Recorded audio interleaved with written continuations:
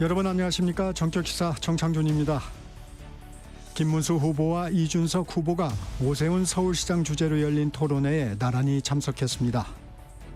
김 후보는 이 후보에게 반명 빅텐트를 함께하자며 적극 다가갔지만 이 후보는 단일화에 관심 없다며 선을 그었습니다.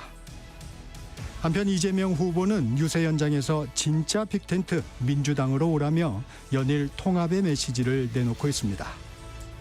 잠시 후 천하람 개혁신당 상임선거대책위원장 만나 이준석 후보의 대선 전략 들어보고 이어서 친명 비명의 통합 상징인 민주당 국민화합위원회의 박용진 위원장과 함께 이재명 후보의 통합 정책 살펴보겠습니다. 정책시사는 유튜브로도 실시간 방송됩니다. 5월 20일 화요일 정책시사 출발합니다.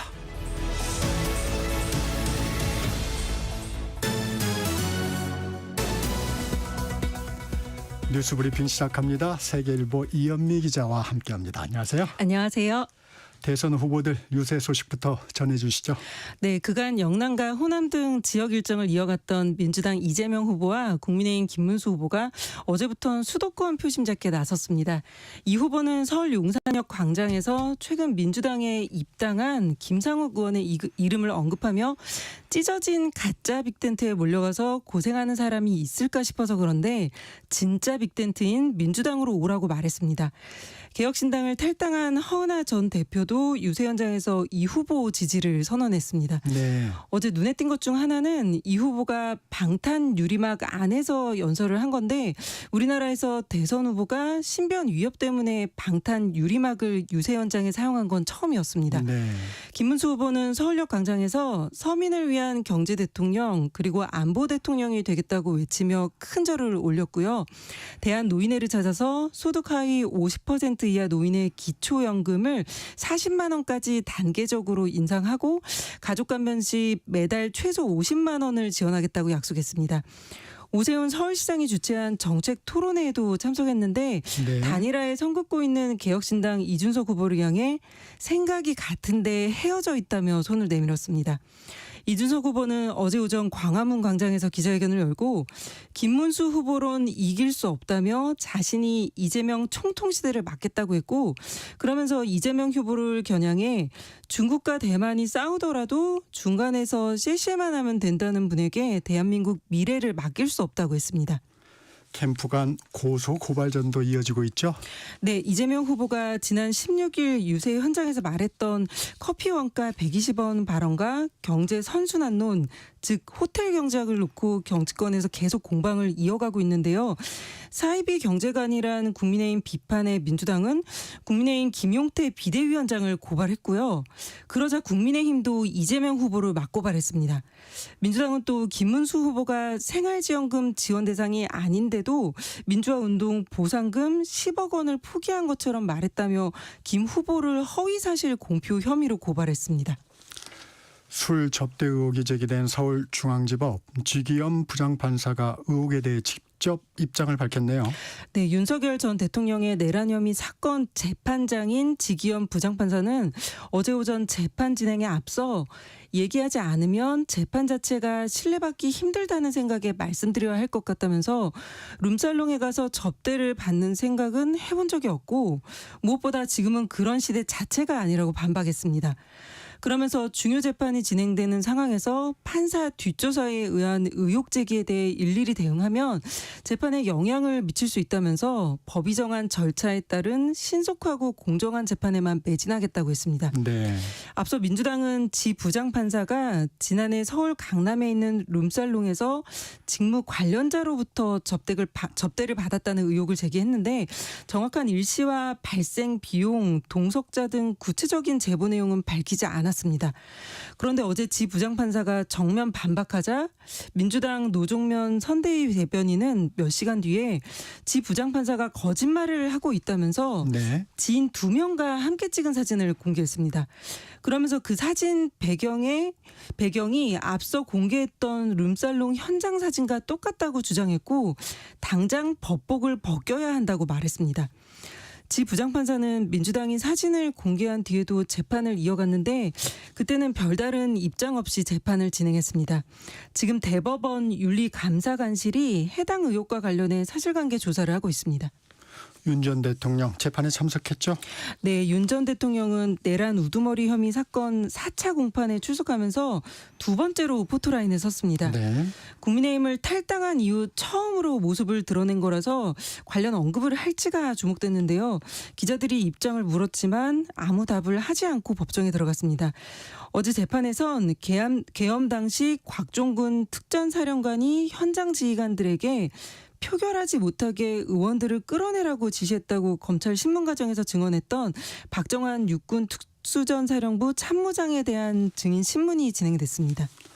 SK텔레콤 해킹 사고의 피해 규모가 알려진 것보다 더 크다고요? 네, 해킹으로 유출된 이용자 유심 정보는 SK텔레콤 전체 가입자를 웃도는 2,695만 명으로 모든 이용자가 피해를 본 걸로 나타났습니다. 이 사건을 조사 중인 민간 합동조사단이 어제 2차 조사 결과를 발표했는데요. 네. 악성 코드에 감염된 SK텔레콤 서버가 기존의 5대에서 23대로 늘었고 악성 코드 종류도 4종에서 21종이 추가로 확인됐습니다. 네. 무엇보다 1차 조사 때는 유심 해킹 사실을 인정하면서 IMEI라는 단말기 식별번호 유출은 없었다고 했었는데 이번에 일부 가입자의 이 정보가 유출됐을 가능성이 새롭게 제기됐습니다. 추가로 감염이 확인된 서버에 이 단말기 고유 식별번호 29만 건이 있었던 걸로 파악됐는데요. 이로 인해 우려가 커진 이유는 휴대폰을 복제하는 데는 유심에 있는 가입자 식별번호와 함께 이 유심과는 별개인 단말기 자체에 부여된 단말기 식별번호 이 두 개가 필요한데 네. 일부 가입자의 경우 두 가지 정보가 모두 털렸을 가능성이 생긴 겁니다. 네. SK텔레콤 측은 조사단이 발표한 단말기 고유 식별번호 29만 건은 감염된 서버에 저장돼 있던 거지 유출이 확인된 건 아니라고 했고요. 당국도 제조사가 갖고 있는 단말기 인증키 값이 없이는 물리적인 복제가 불가능하다고 선을 그었습니다. 이 해킹 배후로는 중국 해커 집단이 지목됐네요. 네, 누구 소행인지는 아직 오리무중이지만 전문가들은 악성 코드의 종류와 수법으로 봤을 때 중국 정부의 지원을 받는 해커 집단일 가능성이 있다고 보고 있습니다. 악성 코드를 심은 최초 시점은 2022년 6월 15일로 지난 3년간 해킹이 이루어졌지만 SKT는 이를 알지 못했습니다. 해커들이 서버에 침투해서 쉽게 말해 놀고 가는 이런 행태를 보이면서 네. 돈을 노렸다기보다는 지금 통신업계에선 미중 사이버 전쟁의 연장선상에서 특정 집단이 작전 차원에서 시행한 게 아니냐는 추측을 하고 있습니다. 조사단은 다음 달까지 SKT 전체 서버에 대한 조사를 마무리하고 최종 피해 규모와 유출 경로 등을 규명할 계획입니다. 나라 밖 소식도 알아봅니다. 트럼프 미국 대통령과 푸틴 러시아 대통령이 2시간가량 전화회담을 했는데 우크라이나 전쟁 휴전에 대한 논의, 진전이 있었나요? 예, 미국과 러시아 정상은 우크라이나 전쟁 종식과 관련해 2시간 5분간 통화를 한 뒤에 러시아와 우크라이나가 일단 직접 대화를 계속한다는 기조는 확인했습니다. 네. 트럼프 대통령은 자신의 SNS인 트루스 소셜에 통화가 매우 잘 됐다고 믿는다며 러시아와 우크라이나는 휴전과 그리고 전쟁 종식을 위한 협상을 즉시 시작할 거라고 밝혔는데요. 그러면서 바티칸이 러시아와 우크라이나 간 협상 개최에 매우 관심이 있다고 전했습니다. 이와 관련해 이탈리아 총리도 성명을 내고 레오 14세 교황이 바티칸을 러시아와 우크라이나와 평화회담 장소로 제안했다고 말했습니다. 푸틴 대통령도 어제 통화에 대해 매우 유익했다고 평가하면서 러시아는 우크라이나 측에 평화협정 각서를 제안하고 협력할 준비가 돼 있다고 했고요. 네. 적절한 합의에 도달하면 휴전할 수 있다고 했습니다. 각서에는 휴전 가능성과 함께 위기 해결 원칙과 평화협정 체결 일정 등이 담길 걸로 보입니다. 그러나 푸틴 대통령이 구체적인 협상 시기를 언급하지 않은 채 위기의 근본 원인을 제거해야 한다고 했고 젤렌스키 우크라이나 대통령도 러시아가 점령한 영토를 포기할 생각이 없는 걸로 알려지면서 근본적인 이견 차이는 좁혀지진 않은 상태입니다. 어제 경기도 시흥에서 발생한 흉기 난동 사건. 그 소식도 좀 전해주시죠. 네, 중국 국적의 50대 남성인 차철남이 어제 여러 곳을 돌면서 흉기를 휘둘러서 2명이 숨지고 2명이 다쳤습니다. 차철남은 어제 오전 9시 30분쯤 시흥시 정왕동의 한 편의점에서 편의점 주인인 60대 여성을 흉기로 찌르고 달아났는데요. 묻지만 안동은 아니었던 걸로 보이고 이 편의점 주인이 자신을 험담했다는 이유로 범행을 저지른 걸로 파악됐습니다. 이렇게 사람을 찌른 뒤에 다시 집주인인 70대 남성에게도 흉기를 휘둘러 다치게 하고선 훔친 차량을 타고 도주했는데요. 다행히 두 사람은 목숨을 잃진 않았지만 경찰이 차 씨를 쫓는 과정에서 시신 2구가 추가로 발견됐습니다. 네. 한 명은 차 씨가 훔친 차량의 주인인데 이 차주 집에서 시신으로 발견됐고 다른 한 명은 차 씨의 집에서 발견됐습니다. 숨진 2명 모두 중국 국적 남성으로 형제 관계인 걸로 파악됐습니다. 경찰은 차철남에 대해 공개 수배를 내린 지 1시간 만인 어제 저녁 7시 24분쯤 시아오 인근에서 붙잡았고요. 차철남은 범행을 모두 시인한 걸로 전해졌습니다. 네, 여기까지 듣겠습니다. 세계일보 이현미 기자였습니다. 고맙습니다. 감사합니다. 전격시사 듣고 계신 지금 시각 7시 31분입니다. 날씨와 교통정보 듣고 전격시사 이어갑니다. 전격 시사 날씨 정보입니다. 내일까지 매우 덥겠습니다. 내일과 모레는 전국 대부분 비가 오면서 목요일부터는 고온 현상이 꺾일 전망인데요. 오늘 한여름 더위가 예상되는 구미 33도의 낮 기온이 예상됩니다. 대구도 32도, 대전 31, 광주 30도 등으로 남부지방과 일부 강릉, 세종 등 29도까지 오르는 지역으로는 30도 안팎의 더위가 예상되고요. 서울은 오늘 26도로 전망이 되는데요. 대부분 낮에 더운 만큼 가벼운 옷차림이 필요하겠습니다. 내일은 서울도 28도로 기온이 예보됐습니다. 이렇게 내일은 주로 비가 내리는 남부지방보다는 중부지방이 더 더워지겠습니다. 이틀간 이번 주 중 가장 더운 내일까지 옷차림에 가장 신경을 쓰셔야 되겠지만 내일과 모레는 대부분 지역에 비가 내릴 전망인데요. 우선 오늘은 아침까지 경기 남동부나 강원 내륙 산지 충북 일부에 곳에 따라 5mm 미만의 비가 좀 더 지나겠습니다. 그 밖에 전국은 오전까지 빗방울이 떨어지겠고 하늘은 가끔 구름이 많겠습니다. 오늘 대기질은 깨끗하겠고 오존 농도가 오후에 나빠지는 곳이 많겠습니다. 지금 서울 기온 18.4도입니다. 전격시사 날씨정보 최영우였습니다. 계속해서 이 시각 교통상황 정리해드립니다. KBS 교통정보센터의 정현정 씨가 알려드립니다. 네, 화요일 출근길인데요. 경부고속도로 상황입니다. 먼저 서울 쪽으로 남사준이 부근 5차로 주의가 필요한데요. 화물차 고장난 차가 서 있고요. 수원 부근에서와 달래내 고개에서 반포까지 정체입니다. 반대 부산 쪽으로는 남사준이 부근에서 남사까지 역시 천천히 가고요. 북대구 부근에서는 화물차가 고장나서 처리하고 있습니다. 서해안고속도로 서울 쪽으로 서해안 시점에서 영광까지는 빗길에 주의하셔야겠고요. 일직분기점에서 금천까지 막히고 있습니다. 반대 목포 쪽으로는 비봉 부근에서 정체고요. 영동고속도로는 강릉 쪽입니다. 서창분기점에서 시작된 정체는 월곶분기점까지 이어지고요.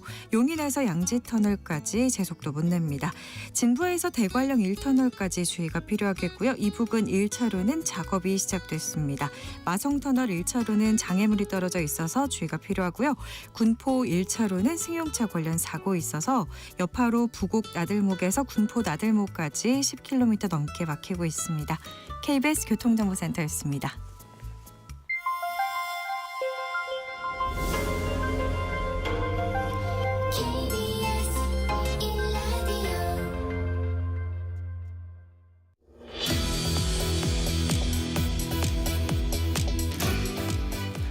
전격 인터뷰 먼저 천하람 개혁신당 상임선거대책위원장과 함께 이준석 대선 후보 전략과 판세 분석해 보겠습니다. 위원장님 어서 오세요. 네, 이준석 후보 선대위의 천하람입니다.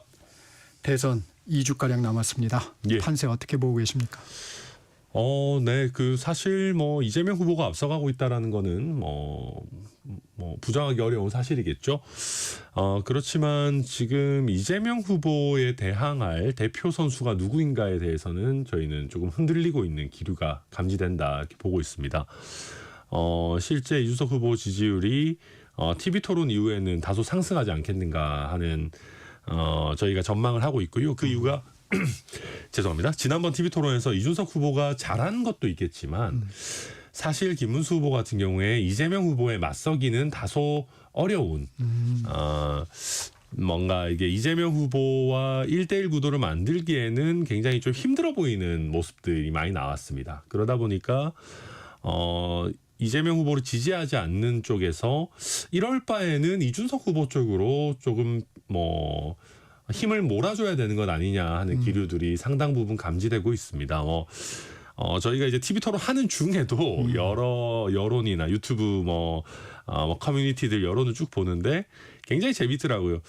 김문수 후보님 다음 토론은 안 오시면 안 되냐. 차라리 이준석 후보에게 시간을 모두 다 그냥 양보하시면 안 되냐라는 내용이 굉장히 많이 있고 조금 이제 소위 우리가 약간 우파 유튜브라고 하는 굉장히 좀 국민의힘 지지성에 강한 유튜버들도 이거는 이준석으로 가야 될 것 같다라는 얘기들이 굉장히 많이 흘러나오더라고요. 그래서 저희가 기대하기로는 이준석 후보 지지율이 일정 부분 상승하게 된다면은 저는 결국 이준석 후보로의 표 쏠림 현상도 가능하지 않을까 저희는 기대하고 있습니다.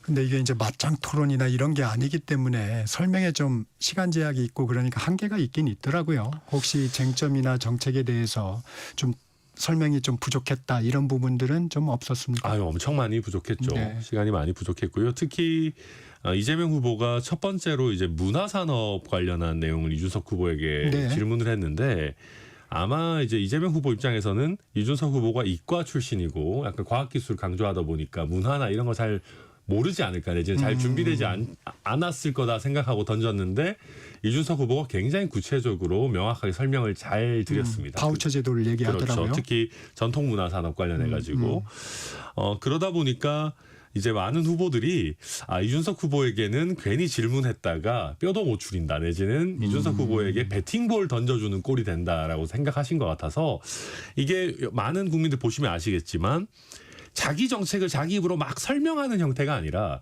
보통은 다른 후보의 공약 검증 질문이 들어왔을 때 그걸 어느 정도 정확하게 설명해내느냐가 본인 실력을 보여줄 수 있는 기회인데 이준석 후보 같은 경우는 그런 기회가 좀 제한적이긴 했죠. 그럼에도 불구하고 저희가 다음번 남은 두 번의 토론에서는 상대 후보의 그 공약을 검증하는 과정에서도 자연스럽게 내 공약의 우수성을 또 이야기하는 기회도 조금 더 가질 수 있었으면 좋겠다. 근데 시간이 워낙 짧고 그래서 그렇죠. 그게 간단한 문제는 아닙니다. 다만 이제 그 전체 풀 영상은 안 보시더라도 하이라이트들은 국민들이 보시기 때문에 저는 지난번 토론 같은 경우는 하이라이트만 봐도 이거는 이준석 후보가 군계 일학이었다라는 거는 많이들 공감하시리라 생각합니다. 선거대책위원장 나오셨으니까 예. 정책 부분에서 좀 얘기할 수 있는 시간을 드리겠습니다. 네. TV 토론에 나왔지만 원전 정책에 대해서 이준석 후보가 말할 기회는 없었어요. 네. 그 개혁신당의 원전 정책은 어떻습니까? 저희 같은 경우도 이게 에너지 믹스라고 하는 것이 어떤 것이 무조건 옳고 그르다라고 생각하는 것은 아닙니다. 당연히 한목적적으로 다뤄야 되겠죠. 그런데 저희가 생각하는 거는 반대로 너무 에너지 정책을 이념적으로 끌고 가서는 안 된다. 마치 재생에너지, 친환경 에너지 이쪽만 하면 모든 것이 다 해결될 것처럼 그렇게 비현실적인 얘기는 해서는 안 된다라는 것이고 대한민국 원자력 기술 같은 경우는 전 세계 최고 수준입니다.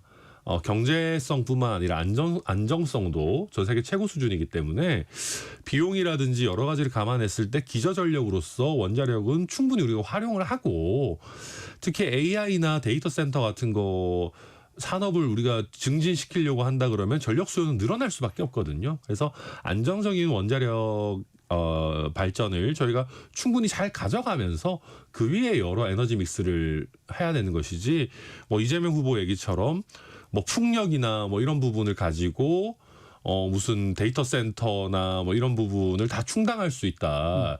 이거는 사실 현실과 좀 다른 부분이거든요. 그래서 저희는 몽상가적으로 에너지 정책을 해서는 안 된다. 현실적으로 추구해야 된다. 그런 생각입니다. 그 북핵 대응 문제도 말할 기회가 없었던 것 같은데 그 부분도. 네, 이 부분도 저희 늘 얘기하는 거지만 이재명 후보가 하신 중국에도 쎄쎄, 대만에도 쎄쎄라고 하는 발언의 문제점을 지적하는 것이 그런 게 다 맞닿아 있습니다.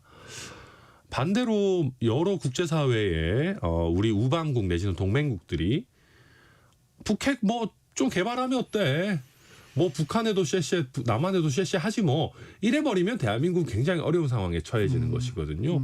우리가 국제사회에 여러 우리 동맹 우방국들과 함께 북한의 핵 확산에 대해 가지고 최대한의 억제력을 발휘해야 된다라는 게 저희 기본 생각이고, 물론 그 과정에서 중국이 가지고 있는 레버리지도 당연히 활용을 해야 되겠죠.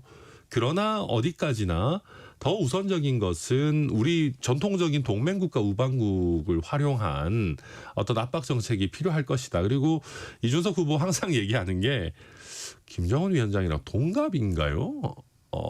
아마 되게 비슷할 겁니다. 아마 나이대가 되게 비슷해서 뭐 예전에는 체형도 비슷했던 것 같은데 요새는 이준석 후보 많이 다이어트를 하셔가지고 체형은 많이 다른데, 가서 40대 초반에 어쨌든 젊은 지도자 사이에서 어떤 식으로 우리가 북한이 탈핵을 했을 때, 핵을 포기했을 때 어느 정도 선에서 우리가 그러면 김정은의 지위 같은 것들을 보장할 수 있을지 굉장히 허심탄회하게 탑 레벨에서 이야기하는 것이 중요하다. 그런 부분. 그러니까 우리가 무조건 북한 억압만 하자라고 하는 것이 아니라 좀 대화를 하면서도 결국 국제사회의 공조를 이끌어내는 것이 중요하다라고 저희는 보고 있습니다. 핵 포기 가능성이 있다고 보세요? 뭐 간단치는 않겠죠. 네. 첫 TV 토론에서 커피 원가 120원 공방이 벌어졌습니다. 국민의힘과 민주당의 고발전으로까지 이어지고 있습니다. 이 문제는 어떻게 보셨어요? 저는 이런 부분들 보시면 국민들께서 우리 정치에 대해서 신뢰나 어떤 지지를 많이 떨어뜨리게 된다라고 봅니다. 이게 저는 김문수 후보도 그렇고 이준석 후보도 그렇고 조금 더 잘 공격했을 수 있다고 생각하는데, 이재명 후보가 이제 커피 원가 120원 발언이 이슈가 되니까 이거는 원가 개념이라기보다는 원재료비 개념으로 이야기한 거다라고 설명을 내놨어요. 근데 저는 그거 거짓말이라고 생각합니다. 거짓 해명이라고 생각합니다. 왜 그러냐면 이재명 후보는 맥락을 봐달라고 했지만 전체 맥락을 보면은요, 닭죽은 2만 원인데 원가가 5만 원에 팔아서 3만 원밖에 못 번다. 근데 커피는 원가가 120원인데 8천 원, 만 원에 파니까 훨씬 더 이익률이 좋지 않냐라는 얘기를 하면서 그 계곡에서 불법적으로 평상 영업을 하는 사람들 설득했다, 이런 취지 아니겠습니까? 아니 그러면 닭죽 2만 원은 원재료비입니까? 원재료비라고 하기에는 너무 비싸거든요. 생닭 가격에다가 뭐 이런저런 원재료 좀 넣어도 저는 닭죽 원재료비가 2만 원에 달할 거라고 생각하진 않습니다. 그러면 원가가 훨씬 높아지겠죠. 뭐 임대료나 이런 것들 쭉 하면은. 네. 그러니까 무슨 얘기냐면 당시에 이재명 후보가 원가 개념이든 원재료비 개념이든 커피의 실제 원재료비나 원가 구조를 잘 몰랐던 거예요. 아니 근데 정치인이 무슨 신입니까? 뭐 실수할 수도 있고 잘 모를 수도 있죠. 그리고 이야기하다 보니까 조금 과장해서 그렇죠. 얘기했다라고 할 수 있는 건데, 근데 그걸 그렇게 솔직하게 제가 조금 뭐 혼동했습니다. 그러면 우리가 그냥 뭐 그랬는갑다 할 텐데, 여기서 끝까지 이거는 원재료비지 원가가 아닙니다. 저는 틀린 적이 없습니다. 라고 얘기하니까 아니 그럼 닭죽 2만 원은 왜 나온 거냐라고 했을 때 저는 이재명 후보가 굉장히 궁색하고 이런 것들이 이재명 후보의 기존 이미지들과 혼합돼서 결국 거짓말하는 리더 아니냐. 저는 그렇게 더 좀 대응하는 것이 좀 악수였다 생각합니다. 이준석 후보가 그 제기한 호텔 경제론, 네. 사실 이것은 이재명 후보의 기본소득과도 좀 맞닿아 있는 부분이 있습니다. 예. 이 부분에 대한 좀 얘기 좀 해주시죠. 저도 지난 TV 토론 마치고 기억에 남는 건 이런 거밖에 없습니다. 커피가 이렇게까지 이익률이 좋으면 120원으로 만 원을 벌 수 있다 그러면 어제 김재섭 의원이 다른 방송에서 그런 얘기 하던데, 우리 AI에 100조 쓸 필요 없다. 커피 팔아야 된다. 전 국민한테 커피 팔라고 해야 된다, 이거는. 그리고 저도 사실 거기서 조금 더 나가서 얘기 드리면 TV 토론 마치고 기억 남는 거 이런 거밖에 없습니다. 우리나라 경제 발전시키려면은 커피 주문했다가 취소하면 돼요. 이익률 굉장히 높은 커피 주문했다가 취소하면 취소해도 우리 온기가 우리나라 경제에 돌 거다. 이게 무슨 말도 안 되는 소리입니까? 그러니까 거기다가 이재명 후보의 대응 방식도 최악이었던 게 극단적인 예를 든 것이다라고 표현을 했어요. 네. 근데 토론 내내 이재명 후보가 이준석 후보에게 뭐라 그랬냐면 왜 이렇게 극단적이세요? 좋은 쪽으로 좀 봐달라는 계속 그런 얘기를 했어요. 그리고 뭐 이제 이준석 후보가 극단적인 질문을 한 게 아니라 굉장히 검증해야 되는 질문들. 뭐 예를 들면 아니 정년 연장을 하겠다 그러는데 청년 그 취업 문제는 어떻게 하는 거냐? 당연히 검증해야 되는 문제잖아요. 이게 무슨 극단적인 뭐 문제입니까? 아니면은 예를 들면 풍력 발전 얘기를 하는데 이게 중국산 비중이 굉장히 높은데 한국 산업계는 어떻게 할 거냐라는 얘기인데 왜 이렇게 극단적이냐? 아니 상대편의 질문은 극단적이라고 하면서 본인에 대한 정책 어떤 검증은 차단하려고 하면서 본인은 사실상 잘못된 예를 들었을 때 나는 이거 극단적인 예를 든 거에 불과한데 왜 자꾸 나한테 딴지 걸어? 그러니까 이게 무슨 얘기냐면 다른 후보의 적정한 검증 시도는 차단하려고 하면서 내가 드는 예는 틀리지 않았어. 무오류야. 라는 굉장히 저는 좀 오만한 모습이었다. 그리고 이 호텔 경제학이라는 거는 지난 2017년 대선 때부터 아마 쭉 얘기하신 것 같은데 이번 대선에도 또 그걸 나와가지고 하고 계세요. 유세 과정에서 지난 군산에서 그랬는데 이런 거는 빨리 폐기하시고 그냥 국민들 앞에 좀 예가 적절치 않았다, 잘못했다 사과하셔야 됩니다. 이게 왜냐하면 이게 좋게 얘기해서 호텔 경제학이지 사실 노쇼 경제학이거든요. 그 호텔 취소한다는 거 아닙니까 결국에는? 그럼 뭐 호텔 사장은 누가 보상해 줄 겁니까? 그리고 작금에 지금 보면 더불어민주당을 사칭한 뭐 이런저런 노쇼 범죄 같은 것들이 많이 있다 그러는데 이걸 어떻게 탓할 거예요 이재명 후보가. 그래서 아무튼 이런 거는 빨리 잘못했다 그러시고 폐기하시라 말씀드립니다. 선거운동 2주 정도 남았습니다. 중점 전략, 핵심 전략 어떻게 임하시겠습니까? 어제 이제 저희 이준석 후보가 좀 승부수를 던져야 된다. 이제는 거기에 관심이 많이 가더라고요. 네. 솔직히 얘기하면 이준석 후보 본인은 이야기하기 어렵지만은 저는 국민의힘이 이번에 애시당초 후보를 내서는 안 되는 선거였다고 생각합니다. 그런 면에서 저는 지금이라도 국민의힘 입장에서는 좀 그런 결단이 필요한 것이 아닌가. 김용태 비대위원장도 워낙 똑똑하고 또 여론을 읽는 시야가 좋은 분이기 때문에 저는 오히려 지금 이준석과 이재명의 1대1 구도가 되는 것이 굉장히 중요하다라고 생각하고요. 다만 그것이 국민의힘과의 단일화를 통한 형식이어서는 안 된다. 단일화를 하게 되면 빚도 부채도 함께 상속하게 됩니다. 지금 이준석 후보가 지지율은 막 그렇게까지 높은 상황이 아님에도 불구하고 많은 분들의 기대를 받고 있는 것은 뭐냐 하면 윤석열 전 대통령의 비상계엄과 탄핵으로부터 자유로운 어떻게 보면 보수 진영의 후보다라고 하는 것이거든요. 개혁 보수로서 중도 확장성이 있다라고 하는 것인데 국민의힘과 급하다고 해서 단일화를 해버리게 되면은 결국은 윤석열 전 대통령의 위헌적인 계엄과 탄핵에 갇히게 됩니다. 탄핵의 바다에 국민의힘과 함께 빠지게 되는 형국이 되거든요. 그래서 이렇게 될 경우에는 저희가 졌지만 잘 싸웠다는 할 수 있을지 몰라도 이기는 거는 쉽지 않다. 그래서 저희 이준석 후보도 얘기하는 게 국민의힘이 뭐 결단을 내려서 뭐 이런 거는 쉽지 않은 영역일 것이고 결국은 이재명 후보가 당선되어서는 안 된다라고 생각하는 국민들은 이제는 TV 토론을 보셨을 때 김문수 후보가 이재명 후보를 잡을 가능성이 0%라면 이준석에게 표를 몰아주셔서 이재명과의 실질적인 1대1 구도를 만들어주셔야 된다. 안 그러면은 이재명 후보를 잡을 방법이 없다라고 하는 것을 저희가 어제 이준석 후보가 강화문에 이제 이순신 동상 앞에서 굉장히 좀 정말 엄중한 각오를 가지고 말씀을 드렸던 것이고요. 제가 어쨌든 정치권에 있는 사람으로서 국민의힘의 선거운동 상황도 보지 않겠습니까? 네. 이분들은 이길 생각이 없습니다. 이게 김문수 후보 본인은 열심히 하시는 건지 모르겠지만 국민의힘 의원들 제가 아무리 봐도 이길 생각이 없습니다. 선거운동도 그냥 하는 척만 합니다. 이게 뭐 보도도 많이 나오잖아요. 후보가 뭐 요청하는데 오지도 않는다. 뭐 억지로 일지 써서 뭐 했는지 써서 내라 그러는데 저희는 보잖아요. 선거운동 하면서 보면 진짜 열심히 안 하고 이길 생각 없고 그냥 끝나고 당권 뭐 이런 거 아니 그냥 본인 의원직 이런 생각만 하거든요. 그래서 어차피 이길 의지가 없는 분들이라면은 저는 우리 국민들께서도 그런 부분을 빨리 캐치하셔서 이준석 후보로 1대1 구도를 만들어 주셔야 된다. 저희 그런 거를 좀 강조해서 말씀드리고 있습니다. 이제 시간이 얼마 안 남았다. 그런데 생각입니다. 현실 정치에서 단일화가 아닌 그런 부분이 가능할까요?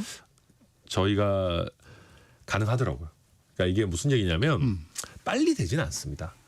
저희가 언제 이 가능성을 생각했냐면 뭐 늘 말씀드리지만 동탄 모델인데요.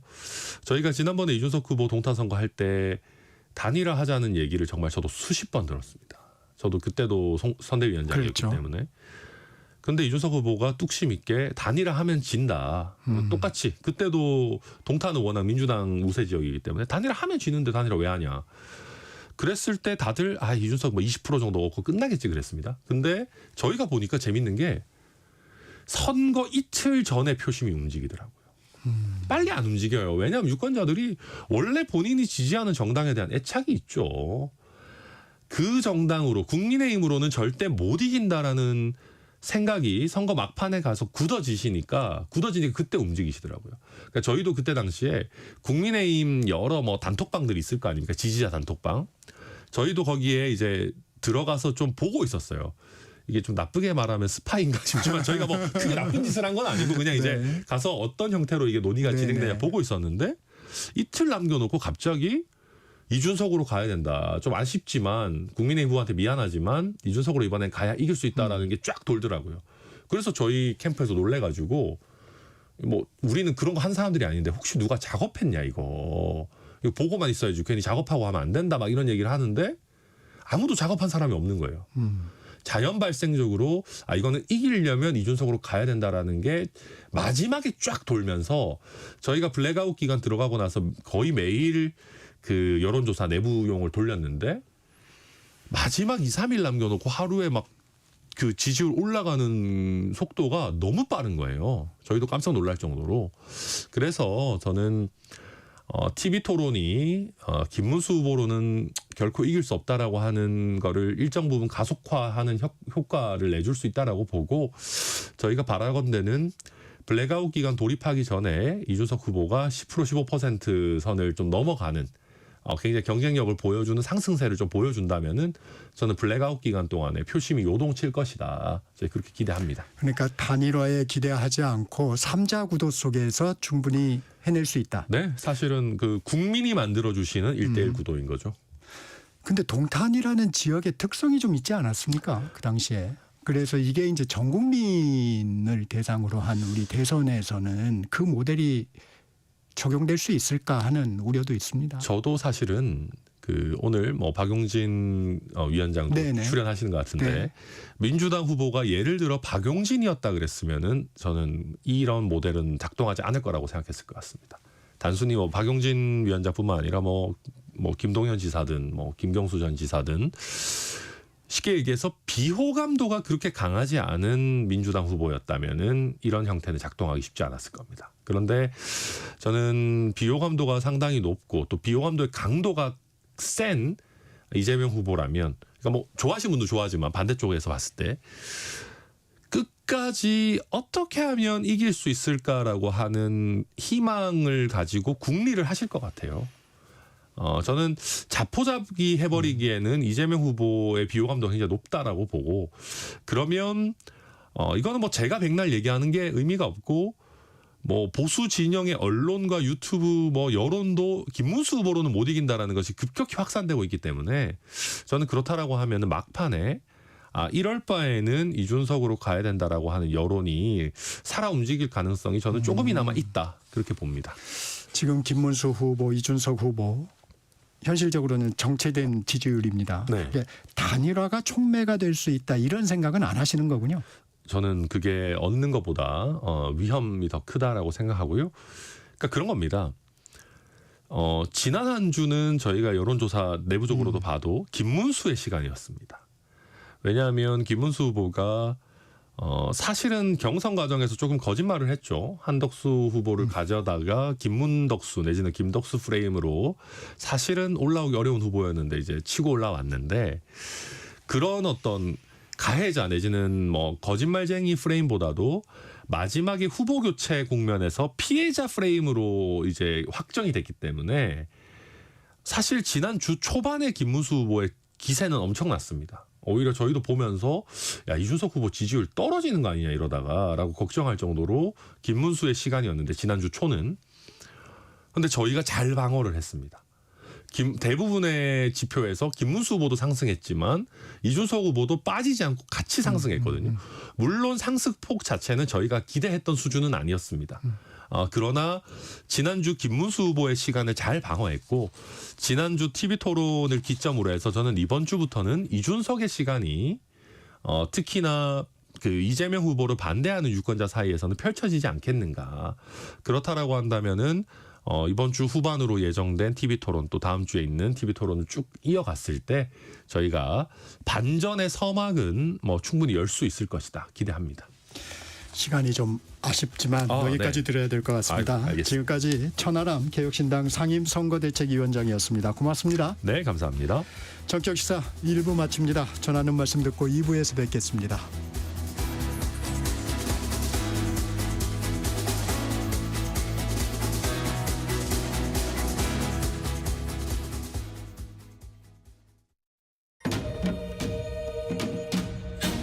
광복 80년 KBS 라디오 캠페인 밸류업 대한민국.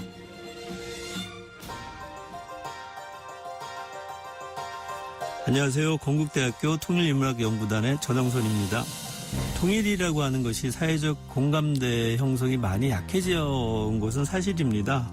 광복 80년이라는 시간은 그냥 지나간 시간은 아닙니다. 80년 동안 남북 사이에서 많은 것들이 차이나고 층위가 지게 됐고요. 그로 인해서 통일에 대한 사회적 관심과 참여가 많이 줄어들었습니다.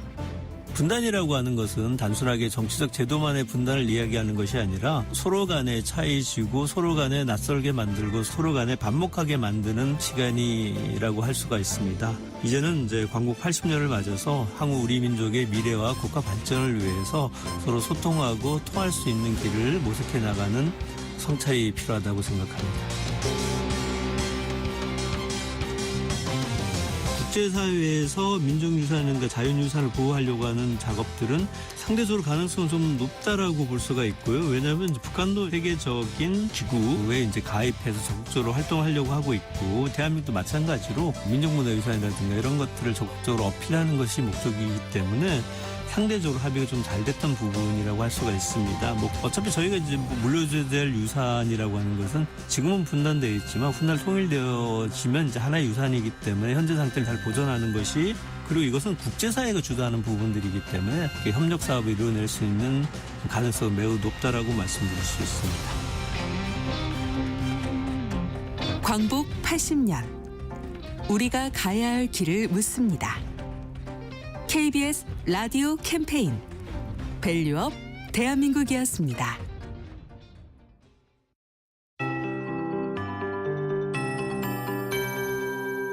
KBS 58분 날씨. 오늘 한여름 더위가 예상되는 곳이 많습니다. 구미가 33도의 낮 최고 기온 예상되고요. 대구 32, 대전 31, 광주도 30도까지 오르겠습니다. 강릉, 세종이 29도, 서울 26도 등으로 전국의 낮 최고 기온 분포 23도에서 최고 33도까지 예보돼 있어서 낮 동안에 가볍게 옷차림하시고요. 내일도 덥습니다. 서울이 내일은 오늘보다 2도 더 올라 28도로 예보돼 있고요. 이천이나 춘천, 천안은 내일 30도까지 오르면서 오늘은 일부 충청과 남부지방이 더 덥겠고, 내일은 비가 주로 예보된 남부지방보다 중부지방이 더 더워지겠습니다. 내일까지 이틀간 가장 더워진 뒤 이후로 내일과 모레 대부분 지역에 비가 지나면서 목요일부터는 기온의 상승폭이 다시 꺾여 기온이 좀 떨어질 것으로 예상됩니다. 오늘 가끔 구름이 많겠고요. 중부지방은 오전까지 대체로 흐리겠습니다. 아침까지 경기 남동부, 강원 내륙산지, 충북 일부에 곳에 따라 5mm 미만의 비가 조금 지나겠고, 그 밖에 전국은 오늘 오전까지 빗방울이 약간 떨어지겠습니다. 대기질은 청정하겠습니다. 오존 농도가 대부분 중서부 지역과 일부 남부 지역이 오후에 나빠지겠고요. 오전까지 서해안과 남해안에 안개가 짙게 드리워지겠습니다. 지금 서울 기온 18.7도입니다. 최영우였습니다.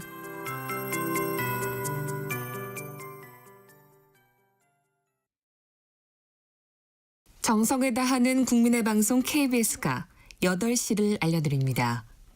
AM 711kHz, FM 97.3MHz, KBS 1라디오입니다. HLKA.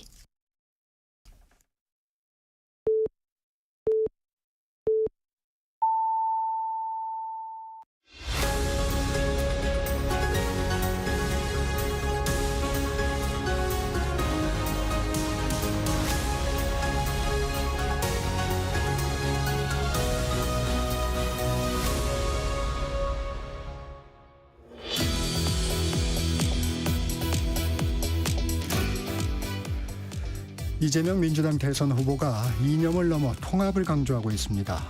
보수도 비명도 다 끌어안겠다는 광폭 행보 속에 친명 비명의 통합 상징인 국민화합위원회가 꾸려졌습니다. 전격 인터뷰 2부에선 이재명 후보 직속 사람 사는 세상 국민화합위원회 위원장인 박용진 민주당 전 의원 나오셨습니다. 위원장님 안녕하세요. 네, 안녕하세요. 박용진입니다. 먼저 사람 사는 세상 국민화합위원회 어떤 조직인가요? 제가 있어서 친명 비명 화합을 표현하는 거냐 이렇게들 얘기하시지만 네. 그렇게 그걸 의미하는 조직은 아니고요. 그 국민화합에 앞서 사람 사는 세상이라고 하는 표현을 붙였잖아요. 네네. 그 표현에 담긴 내용 그대로예요. 그 국민화합이 되려고 그러면 사회가 변화하고 발전하는 과정에 그늘은 없어야 하잖아요. 네. 근데 어쨌든 우리 사회에 비정규직 논란이 한 20년이 넘었는데 네. 그 문제를 제대로 해결하지도 못한 상태에서 플랫폼 노동이라고 하는 생소한 표현, 프리랜서 노동자들 이렇게 이야기들이 되는데요. 이분들 수가 적지 않아요. 그러니까 국세청에서는 이분들을 비임금 노동자라고 하는 참 말도 안 되는 이상한 표현으로 분류를 한다는데 860만이 넘고요. 또 이분들이 대부분 국민연금의 미가입 대상자, 국민연금은 의무적으로 다 가입되게 되어 있는데 유예 대상이 되거든요. 유예 대상들은 있는데 그분들 중에 대부분이 사실은 1200만 명 중에 이분들이 대부분이다. 이런 네. 연구 조사도 있습니다.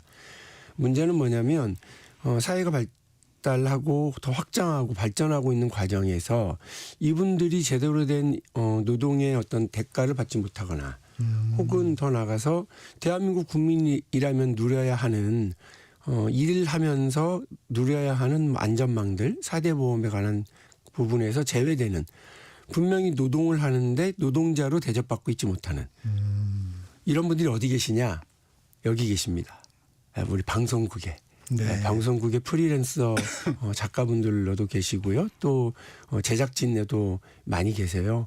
그리고 유튜브 요즘 우리가 그냥 즐겁게 보잖아요. 그렇죠. 유튜브 제작하는 데에도 다 이 제작진들 대부분이 분명히 근로를 제공하는 분들인데 노동자로 분류되지는 않아서 우리 사회의 사각지대에 놓이는 거죠. 이런 일들이 왜 벌어졌느냐면 그 노동법 근로기준법이 1953년에 만들어졌어요. 공장 굴뚝도 제대로 몇 개 없는 나라에서 지금 2025년의 대한민국을 제대로 담지 못하기 때문에 전태일 열사가 분신하셨을 때에는 있는 근로기준법이 왜 작동하지 않아 이 부분에 분노했는데 작동을 하는데 적용되지 않는 사람들이 너무 많은 세상이에요. 그래서 일하는 사람들의 목소리를 담고 또 일하는 사람들이 살맛나는 세상을 만들어 가는 것이 국민화합의 그 기본이다, 첫 출발이다 이런 생각입니다. 그러면 그런 노동자를 위한 정책을 제언한다라든가 이런 활동을 하시는 건가요? 기간이 너무 짧아요. 너무 짧아서 그 부분에 좀 발을 맞추려고 하고요. 우리 당에도 을지로위원회라든지 노동위원회가 있고요. 네. 그분들이 또 담아야 되는 목소리들이 있고 저는 이제 이쪽에 좀 목소리를 더 강하게 부각시키려고 하고 더 나가서는 그 이외에도 국민 화합을 위한 여러 조치, 통합적인 그 법의 개정, 제도의 변화 이런 것들까지 좀 살펴보고 있는 중인데 어쨌든 정책 라인을 통해서든 아니면 후보에게든 한 가지 두 가지라도 당장 실현 가능한 것들 중심으로 좀 제안을 하려고 합니다.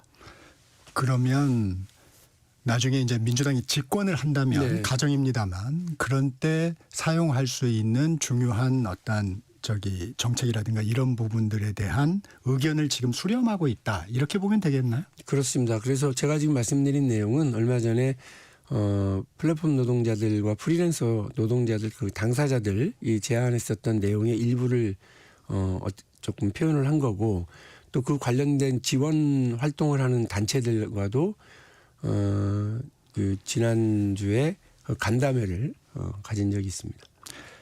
저희가 관심이 가는 부분이 또 이 부분입니다. 총선 공천 과정에서 비명 행사의 당사자신데 네. 위원장을 맡게 된 배경은 뭔가요? 그 무엇보다도 정치를 계속하려고 제가 하는 사람인데요. 그러면 그 대의 명분이 우선이죠. 그러니까 개인적으로 겪었던 아픔, 악연 이런 것들을 앞세우는 게 아니라 지금 대한민국 국민들이 바라고 있는 거 필요한 일들을 해나가는데 제 역할이 있다면 그걸 해야 된다고 보거든요. 지금 선거에 다니면서도 느끼지만 국민들께서는 그 내란으로 인한 그 피로감, 공포감 그리고 경악 이런 것들이 치유되기를 바라고 계시고 그 과정에서 있었던 국민적 분열 이런 것들을 좀 국민 통합으로 극복해내길 기대하고 계시거든요.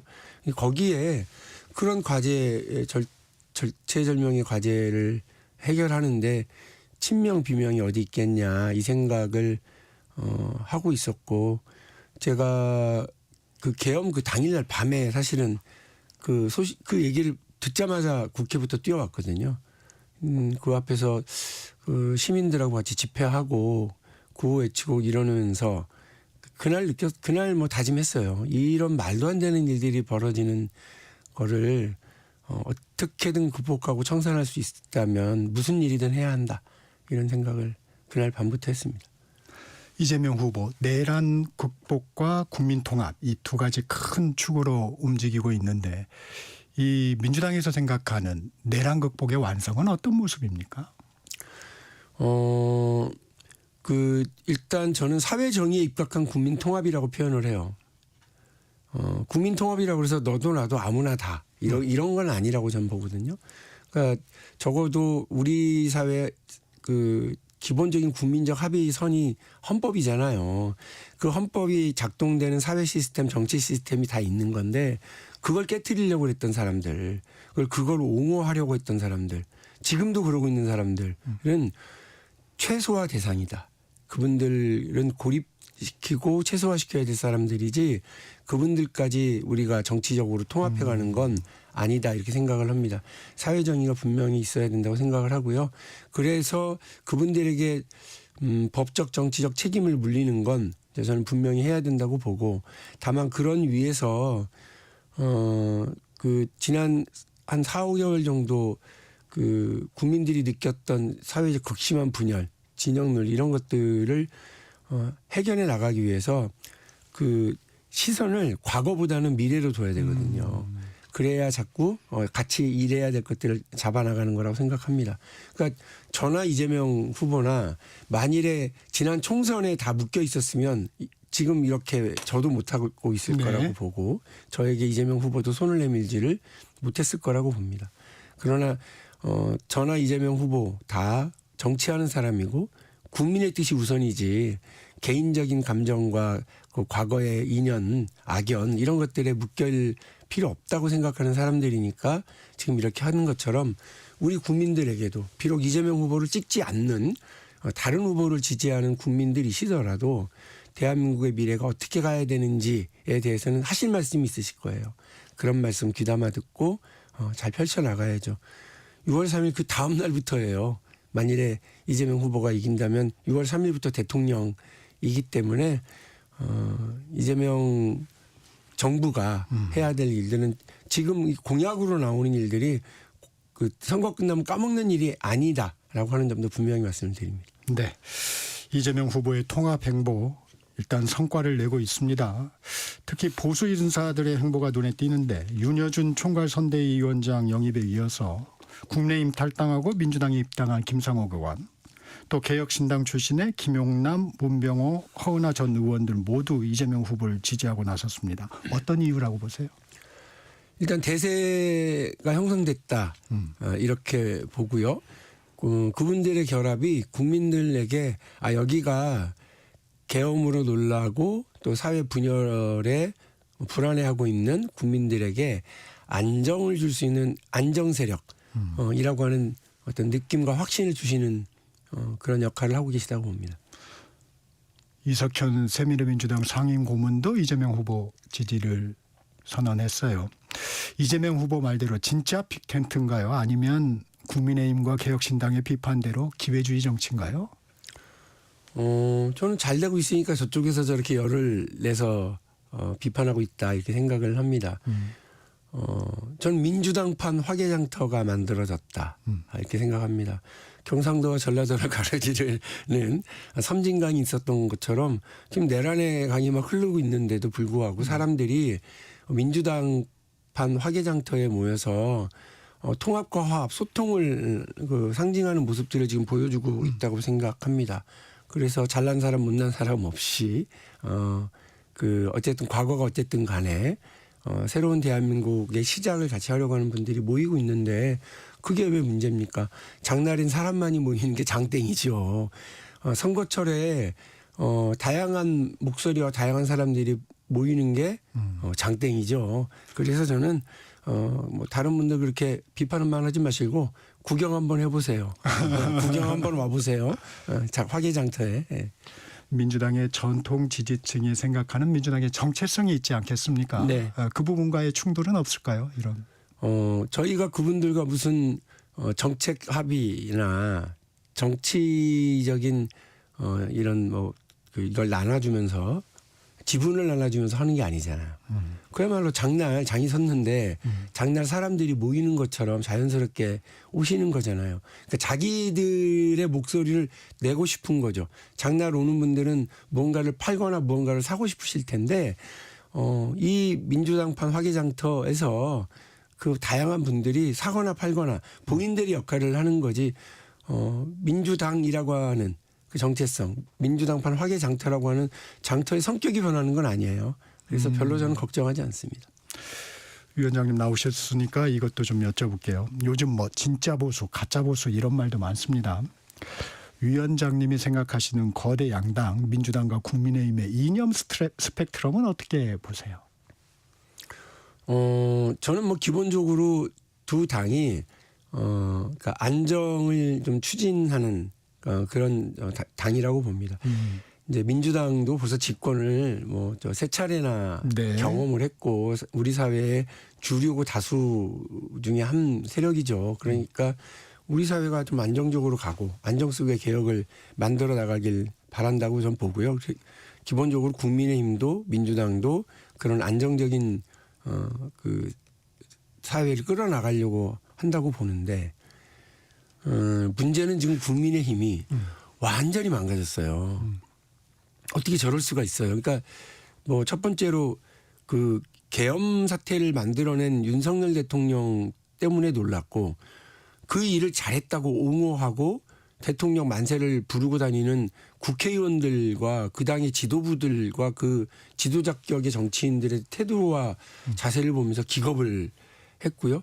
지금도 그러고 있잖아요. 심지어는 자기 당의 후보를 뽑아놓고 내쫓으려고 하는 그야말로 그 쿠데타를 전격적으로 진행을 하다가 엎어졌어요. 책임은 져야지. 근데 아직도 권성동 의원이 그 당의 원내대표이자 뭔가를 선대위원장을 맡아가지고 앞에 나서 마이크를 잡아요. 이 기가 막힌 일인 거예요. 무엇 하나가 해결되지도 청산되지도 않고 자기들끼리 또 싸워요.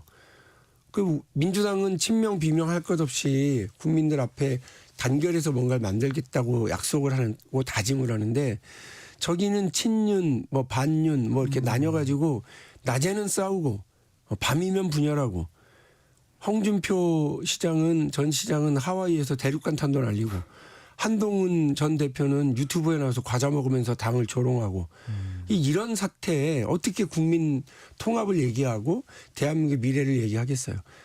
이 방송을 들으시는 많은 분들 중에 나는 민정당, 민자당, 한나라당, 새누리당 이렇게만 지지해 왔다. 지금도 그럴란다.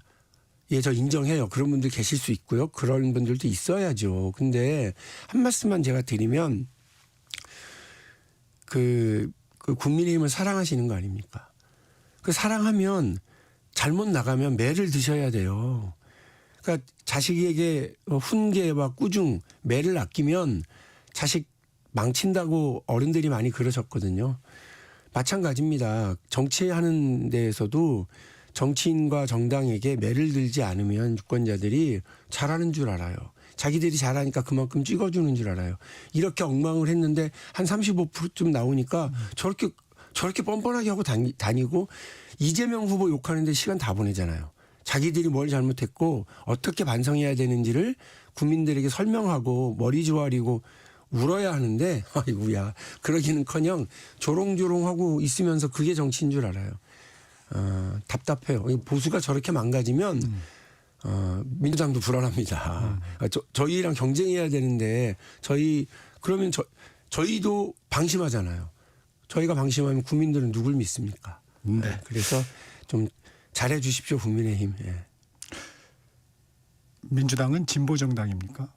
제가 아까 말씀드린 것처럼 제 기준에는 아닙니다. 국민화위원장이셔서 그런지 보수 진보로 나누기보다는 안정을 택하는 정당들인데 제대로 기능을 못하고 있다 이렇게 분석을 하시는군요. 민주당은 그나마 국민들의 그 어떤 기대 이런 걸 모으고 있는 거죠. 그 국민들의 뜻은 최종적으로 선거로 표현이 되거든요. 뭐 지난번 총선에서 압승했고 이번에 또 대선에서도 이기면 입법권하고 행정권을 다 갖는 독재가 등장한다 이러던데 네. 국민들의 선택을 놓고 그렇게 얘기하시는 거 아니다. 지난번 그 총선 때 잘하시지 그랬어요. 국민의힘은 독재가 그렇게 무서웠으면 독재보다 더한 쿠데타를 일으켜놓고는 말도 안 되는 소리를 하신다 싶고 이번에도 잘하세요.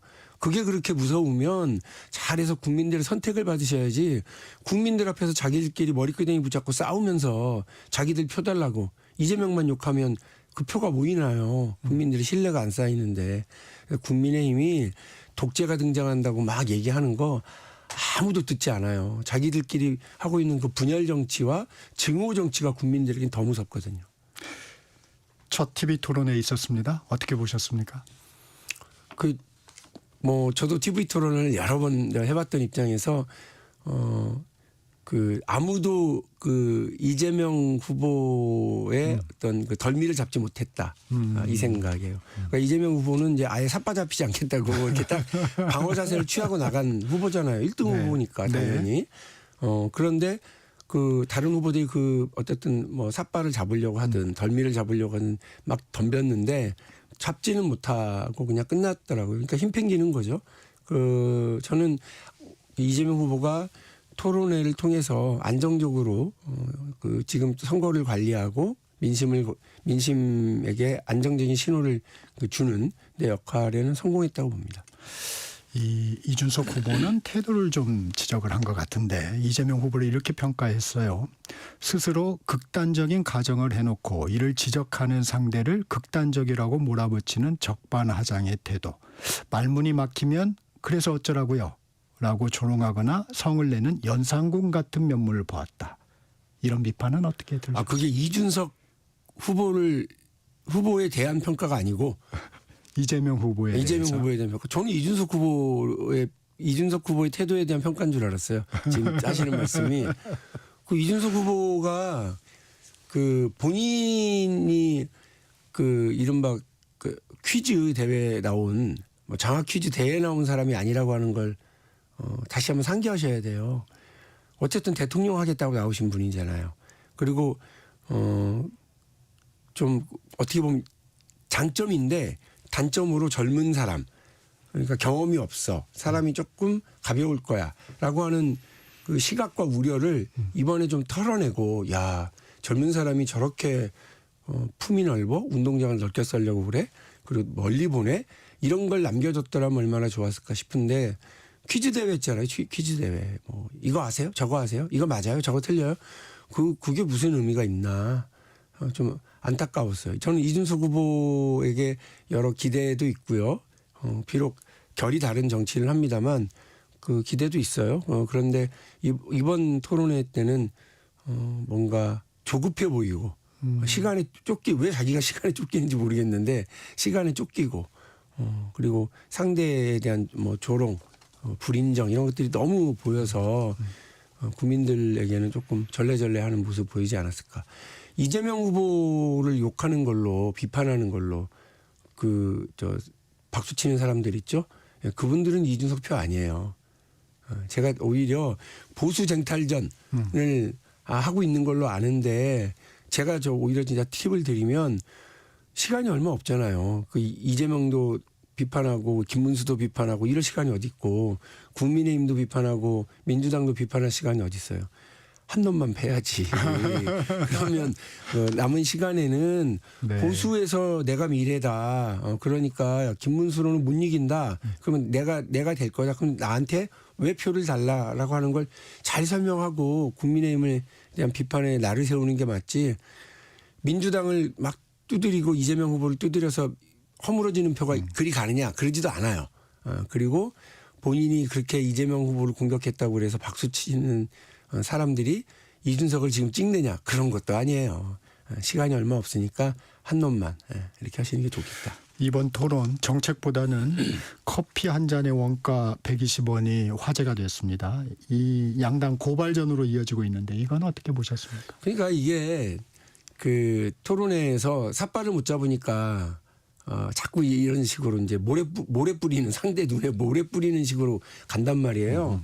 그러니까 저는 이제 지연 말단의 그 표현과 단어 이런 걸 가지고 그 침소봉대 해석을 해서 확대 해석을 해서 그걸 가지고 정치적인 쟁점을 만들려고 하는 것 아닌가.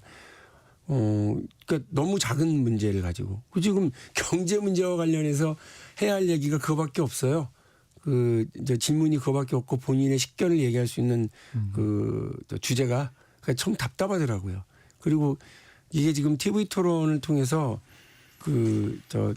상대를 물론 공격하고 비판해야 되겠지만 적어도 나는 이런 준비가 되어 있어요라고 이야기들을 좀 해주셨으면 좋겠다. 이 말씀 다시 한번 드립니다. 개헌론이 나왔습니다. 이재명 후보 대통령 4년 연임제를 제안했어요. 이 4년 전 대선 때는 4년 중임제였는데 이번에는 연임제가 나오니까 좀 곱지 않는 시선으로 보는 시각도 있습니다.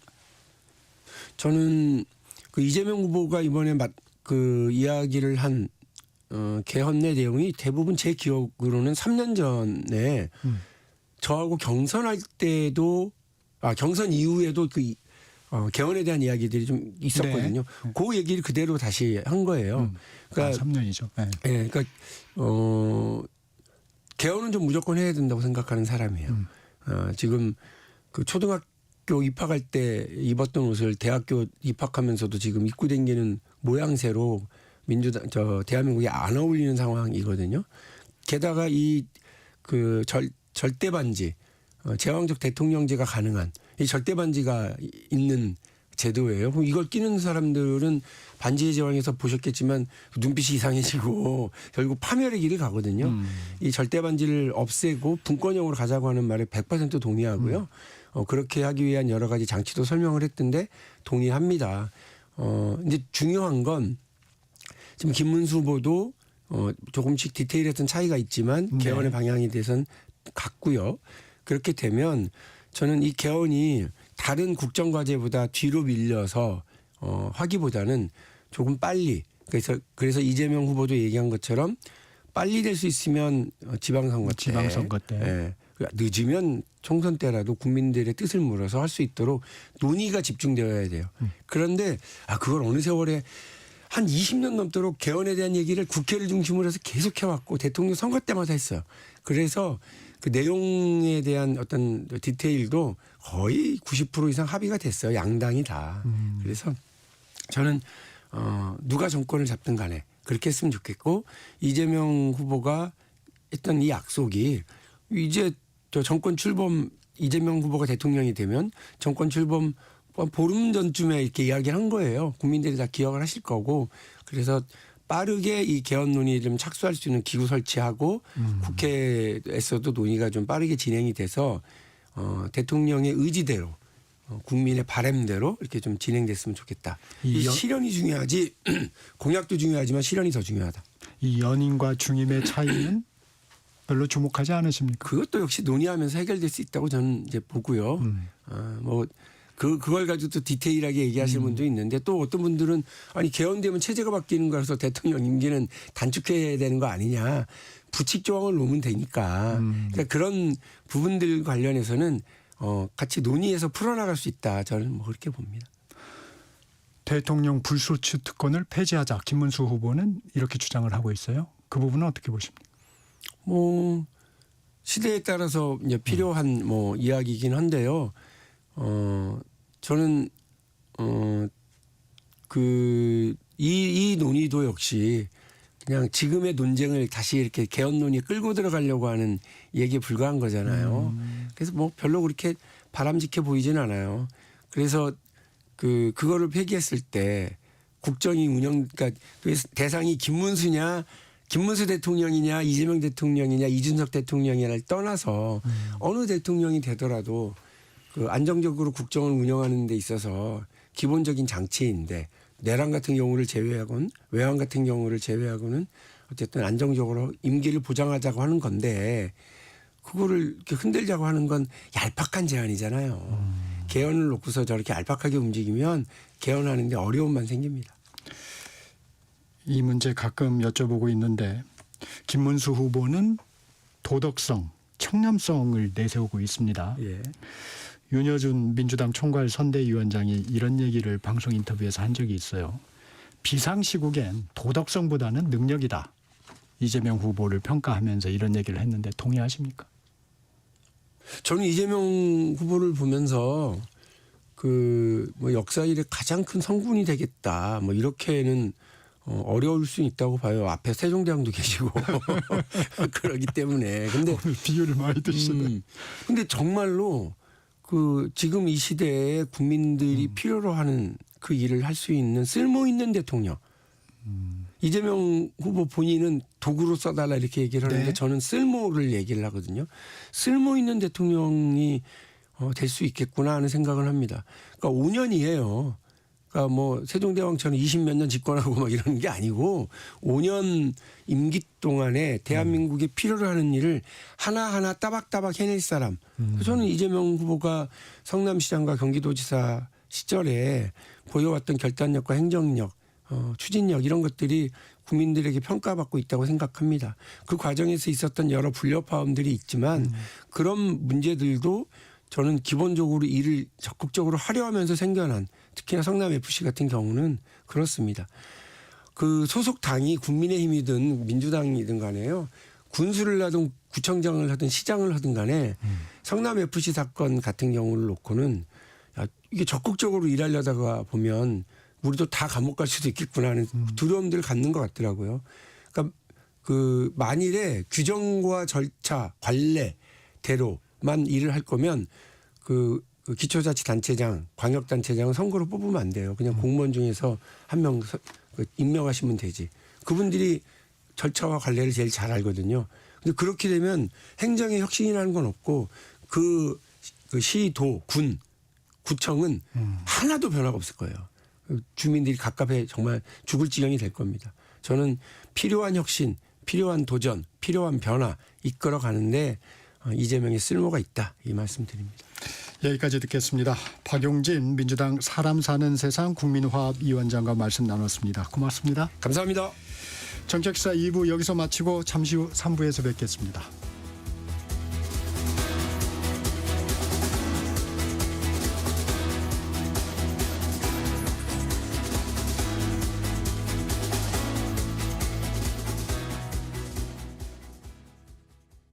잠시 후 8시 반부터 일부 지역국에서는 해당 지역 방송을 보내드립니다.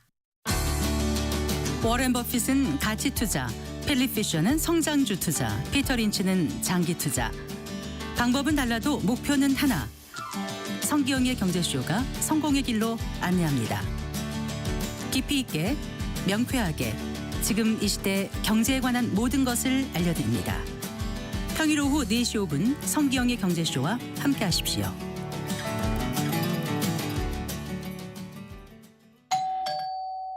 편지 왔습니다. 퇴근길 지친 당신에게 힘이 되는 뉴스를 전해드립니다. 매일 저녁 5시 5분 당신과 함께 읽는 세상 이야기 KBS 1라디오 뉴스레터 K. 지금 시각은 8시 30분입니다. KBS.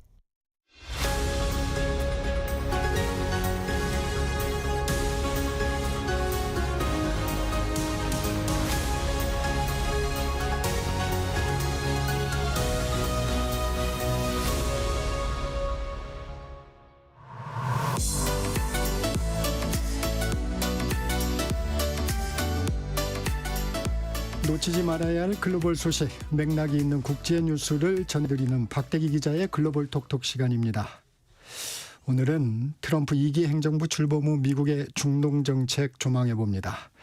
박 기자 어서 오세요. 네, 안녕하십니까. 트럼프 미국 대통령 최근 중동 순방을 했습니다. 그야말로 환대를 받았습니다. 어떤 이벤트들이 있었나요? 네, 그렇습니다. 아시다시피 트럼프 미국 대통령 최근 관세 정책, 무역 전쟁 때문에 전 세계적으로 비난을 받아서 어두운 얼굴이었는데 이번에는 모처럼 환한 얼굴로 미소를 짓는 모습 봤습니다. 지난주에 사우디, 카타르, 아랍에미리트를 나흘간 순방을 한 것인데요. 네. 특히 아랍에미리트 아부다비에 도착했을 때 줄지어선 여성들이 이 검고 긴 머리카락을 막 흔드는 그런 춤을 봤습니다. 네. 뭐 전설의 고향이 나오는 춤 같다 뭐 이런 평도 있었는데 저도 처음 보는 춤이었는데요. 이 걸프 지역 전통 무용인 칼리지 춤이라고 합니다. 네. 보통은 결혼식 때 신부 친구들이 환영을 하는 그런 춤인데 이 외국 정상 환영 행사에 등장한 게 매우 이례적이라는 평가도 있었고요. 트럼프 대통령도 무척 신기했고 뭐 미국 언론들도 상당히 좀 집중적으로 보도를 했습니다. 게다가 이번 방문 전부터 카타르에서는 대통령 전용기를 선물하겠다고 해서 트럼프 대통령이 안 받으면 뭐 바보 이렇게 하면서 받았고요.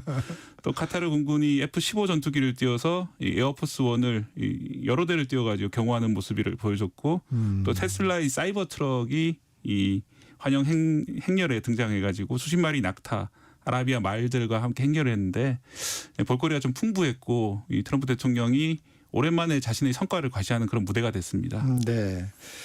트럼프 대통령 측은 경제 성과를 내세웠죠? 네, 그렇습니다. 이번 나흘간 방문에서 2조 달러, 우리 돈 2,800조 원을 새롭게 유치했다, 투자 유치를 했다라고 밝혔는데요. 나라별로 보면 카타르가 1조 2천억 달러, 사우디가 6천억 달러, 아랍에미리트가 2천억 달러 순입니다. 이 가운데는 사우디와 200조 원 규모의 신규 방산 계약이 있고요. 네. 카타르는 보잉 항공기를 210대 구매하겠다 이렇게 해서 280조 규모의 대규모 계약을 했었는데요. 카타르가 이렇게 한 번에 집중적으로 계약하는 그런 게 있습니다. 예전에는 우리나라하고 LNG선을 이런 100대 단위로 계약한 적이 있었는데 네. 이번에 이제 미국을 상대로 이런 식으로 큰 손을 좀 썼고요. 이번에 이제 트럼프 대통령이 두 번째 임기 중에 첫 번째 순방입니다. 그래서 첫 번째 순방지를 중동으로 했다는 것은 경제 성과를 과시하려는 의도가 아니겠냐 예측이 됐었는데 네. 그 예측처럼 이 정도로 많은 돈을 갖다 자기가 유치했다 이런 것들을 미국 유권자들에게 과시하려는 행보로 보입니다. 하지만 미국 일각에서는 부정적 평가도 나온다고요? 네, 그렇습니다. 뭐 미국 언론들이 특히 트럼프 대통령에 대해 비판적이기 때문에 네. 이번에 특히 문제가 된 것은 사익 추구 문제입니다. 이 트럼프 대통령의 둘째 아들이 에릭 트럼프가 있는데요. 트럼프 오거니제이션이라는 회사를 운영하고 있는데 이 아랍에미리트 두바이에 트럼프 인터내셔널 호텔 앤 타워라는 걸 짓겠다고 지난달에 그러니까 순방 있기 한 달 전에 카타르 국영 기업하고 이 두바이에 짓는 계약을 했습니다. 부동산 계약을 했거든요. 결국은 이런 계약이 트럼프 아들에게 혜택이 가는데 이 순방을 앞두고는 계약을 한 것이 어떤 가족 사익을 위해서 어떤 활동을 하는 것이 아니냐 좀 의혹이 불거진 상태고요. 이거는 의혹 단계지만 이번 그 거래 계약 자체에도 상당히 비판이 있습니다. 워싱턴 포스트가 비판하는 지점은 중국의 인공지능 산업 장악을 막겠다 이런 그게 미국의 큰 전략인데 이번 거래는 그런 그 산업 장악을 막기 위해서 아랍의 그 독재 국가, 권위주의 국가들을 인공지능 분야에서 투자를 많이 하도록 허용한 게 아니냐. 왜냐하면 이번 계약 중에 보면은 미국이 엔비디아의 최첨단 인공지능 칩을 아랍에미리트에 2030년까지 그러니까 앞으로 5년 동안 해마다 50만 개씩 수출할 수 있도록 그렇게 풀어줬거든요. 원래 이 엔비디아 인공지능 칩은 돈을 낸다고 살 수 있는 것이 아니라 인공지능 확산을 막고 특히 중국으로 유입을 막기 위해 가지고 미국이 국가별로 할당을 해줬습니다. 어느 정도 살 수 없도록. 그런데 아랍에미리트를 상대로 해마다 50만 개씩 수출할 수 있도록 했기 때문에 결국 아랍에미리트도 대규모 인공지능 설비를 갖게 될 것이고 뭐 그런 기술이 그러면 결국은 중동을 거쳐서 중국으로도 수출될 수 있는 것이고 또 미국에 반대하는 국가들에게도 갈 수 있기 때문에 그런 점이 좀 위험하다 이런 지적도 나오고 있습니다. 이번 순방에서 또 관심이 가는 부분이 미국이 시리아에 대한 제재를 해제했어요. 네, 그렇습니다. 미국 이 시리아 제재가 상당히 오래된 것이죠. 그리고 이게 깜짝 발표가 된 것이고요. 그리고 미국이 시리아 대통령을 25년 만에 만났거든요. 네. 예, 그동안 오랫동안 이제 시리아는 여러 가지 뭐 내부의 내전도 있었고 그리고 이스라엘과 이번에도 이제 골란 고원에서 계속 전투를 벌여왔기 때문에 미국과는 거의 소통이 없는 상황이었고 미국은 시리아를 제재 대상으로 올리면서 아무런 지원을 할 수 없도록 만들었고 특히 이제 세계은행 같은 경우가 이런 문제가 있는 국가들에 대해서 차관을 지원해 가지고 개발할 수 있도록 하는 곳인데 지난 14년 넘도록 세계은행이 시리아 지원을 하지 못하도록 중단돼 있었습니다. 네. 제재도 있었고 또 빚도 1,500만 달러, 216억 원 정도의 빚이 있었는데 시리아가 그동안 혼란 때문에 못 갚았거든요. 그래서 이번 순방 이전에 사우디하고 카타르가 지난달에 이 빚 200억 원을 대신 갚아주기로 했습니다. 네. 뭐 이런 것들 결국은 이제 트럼프 대통령의 묵인하에 이루어진 것으로 보이는데 오랫동안 이제 시리아가 많이 방치돼 있고 그리고 내전과 혼란이 계속됐었는데 지난해 말에 시리아 독재자에 대한 반군이 집권을 했거든요. 네. 예, 반군이었던 반군 측에서 집권을 하면서 아흐메드 알샤라 시리아 임시 대통령인데 네. 이 사람이 이제 친서방 행보를 보이고 뭐 시리아를 좀 안정시키겠다는 행보를 보였는데 결국 거기에 이제 트럼프가 손을 잡아줌으로써 시리아 국면에서 중대한 변화가 있게 됐다 이런 점이 좀 이번에 특이할 만한 점입니다. 미국은 중국에 대항하기 위해 AI 협력 등 우호적인 중동 정책을 내놓은 것으로 보인다. 네. 뭐 이런 평가가 있네요. 예, 결국은 이제 시리아에 대해서 계속한 이제 압박을 가하는 것이 그동안 미국 정책의 큰 줄기였는데 그것을 명시적으로 포기한 것이죠. 그렇게 함으로써 중동의 아랍 국가들을 좀 포용하고 그렇게 함으로써 이제 중동을 미국 편으로 돌려세워 가지고 큰 전략 속에서 이제 중국 쪽으로 좀 기울어졌던 것들을 좀 미국 쪽으로 가져오는 그런 전략이 있었던 것 같습니다. 네, 미국의 전통적인 우방이죠. 이스라엘은 이번 순방 대상국에서 빠졌어요. 트럼프와 네타냐후 이스라엘 총리와의 관계가 예전만 못하다 이런 보도도 나오는데 왜 그런가요? 네, 그렇습니다. 이제 시리아 제재를 해제한 것도 그렇고 이번 순방 대상에서 빠진 것도 그렇고요. 그다음에 이제 사실 이제 시리아와 이스라엘이 1960년대부터 악연이 있거든요. 이 중동 전쟁 때부터 이스라엘이 골란 고원을 점령하면서 시리아는 이게 원래 자기 쪽 영토다 이렇게 주장을 해오고 계속 분쟁을 해오고 있었습니다. 네. 그게 이제 두세 대 60년 이상 계속된 분쟁인데 특히 이제 이번 가자지구 전쟁 때도 시리아와 이 골란 고원에서 또 타격을 이스라엘이 주고받았습니다. 게다가 이제 트럼프 대통령이 이란 핵 프로그램 같은 경우에도 협상을 하고 있거든요. 네. 이런 것들이 모두 이스라엘의 영린을 건드린 것으로 평가를 받고 있습니다. 전문가들이 분석하기로는 이스라엘은 돈이 없고 중동은 돈이 있다라고 보는 것 같습니다. 트럼프 입장에서 보면은 많은 투자를 유치해서 경제 성과를 과시해야 되는데 이스라엘 같은 경우에는 전통 우방이긴 하지만 미국에 투자할 여건은 없거든요. 그렇기 때문에 뭐 이스라엘을 좀 더 홀대하는 것이 아니냐 이런 분석이 나오고 있습니다. 다만 이제 트럼프 대통령은 가자지구 공습을 계속하고 있는 이스라엘에 대해서 군사적 지원 자체는 계속하겠다 이런 의지는 보이고 있습니다. 네. 하지만 이번에 보신 것처럼 순방 대상에도 빠졌고 특히 사우디아라비아가 지금 이스라엘을 국가로 인정하지 않고 있는 상황이거든요. 과거 역사를 보면은 트럼프 대통령이 1기 집권 때 자신의 치적으로 내세웠던 것이 이스라엘에 대한 중동 국가들의 인정 여부인데 그걸 이제 아브라임 협정이라고 하는데요. 사우디는 아직까지 그 협정에 가입하고 있지 않은 상황입니다. 그래서 사우디가 그 협정에 가입해야만 사우디에게 여러 가지 혜택을 주고 거래를 할 수 있도록 하는 것이 트럼프의 원래 입장이었는데 이번에 입장을 바꾼 것이죠. 사우디에 방문을 하면서 여러 가지 협정도 맺었지만 아브라임 협정 가입 자체는 사우디에게 강하게 요구하지는 않았습니다. 그런 것들을 보면은 전통 우방인 이스라엘과 좀 거리를 두면서 사우디나 카타르의 돈을 가지고 미국에서 좀 인기를 얻겠다 이런 정책으로 보입니다. 실리를 추구하는 부분으로 보이네요. 지난 주말 이스라엘이 가자 지구를 또 공격했어요. 미국에 대한 뭐 불만의 표현인가요? 명시적으로 그렇게 얘기는 하지 않았지만 이제 많은 전문가들 보기에는 편치 않은 입장을 좀 보인 것이다 이렇게 보입니다. 왜냐하면 이제 미국 대통령이 중동 순방을 마친 직후 16일부터 바로 이 가자지구와 예멘의 친이란 무장단체 후티 반군 근거지에 대해서 대규모 공습을 한 것이거든요. 네. 작전 개시 첫날만 해도 가자지구에서 최소 146명이 숨진 정도로 아주 큰 공격이었습니다. 이게 저도 보도를 하지만 이제 146명이라고 하면 그냥 작은 숫자처럼 그렇죠. 느껴지기도 하는데 사실은 어마어마한 그 전쟁이 벌어지고 있는 거죠. 예. 그리고 또 후티 주요 근거지 예멘 서부에도 호데이다 지역인데요. 여기도 공습을 했거든요.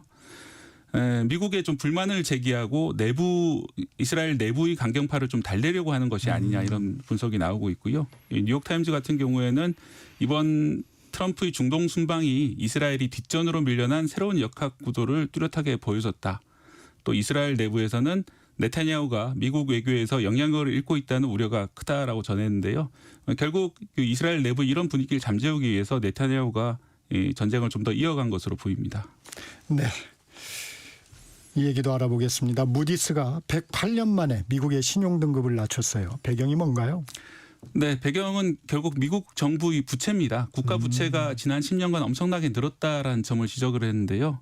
이걸 누구 책임으로 봐야 되냐라고 보면은 공화당 쪽의 책임이 조금 더 크다고 할 수 있습니다. 왜냐하면 공화당이 정통적으로 내세우고 있는 것이 감세 정책이기 때문에 네. 이번에도 이 감세 정책으로 무디스 입장인데요. 국가 재정 적자가 늘어났고 이 미국 경제에 부담을 주는 그런 악순환을 우려를 했습니다. 이번 사실 그런데 이번 강등 자체는 무디스가 그동안 부정적으로 미국 경제를 평가를 했었기 때문에 언젠간 올 일이었다라고 평가를 받고 있고요. 앞서서 무디스가 세계 3대 신용평가사 중 하나인데 나머지 S&P라든지 피치 같은 경우에는 각각 10여 년 전 또 3년 전에 이미 강등을 한 바 있습니다. 그렇기 때문에 이번에 시장에서 받는 충격은 그렇게 크지는 않은 것 같습니다. 지난번에 미국 증시도 별로 떨어지거나 그러지 않았거든요. 그런 걸 봐서는 예견됐던 그런 하향이긴 한데 그 하향의 근거는 미국의 재정 적자이고 그 적자는 지금 계속되고 있는 그런 상황입니다. 이 미국의 신용등급 강등이 세계 경제나 우리 경제에는 어떤 영향을 미칩니까 이게? 네, 가장 큰 것은 이제 또 하나의 불확실성이 커진 거죠. 네. 그동안 관세 정책이나 무역 전쟁으로 불확실이 컸었는데 특히 이제 채권 시장에 영향을 많이 미치게 됩니다. 미국 국채 금리가 상승할 우려가 있고요.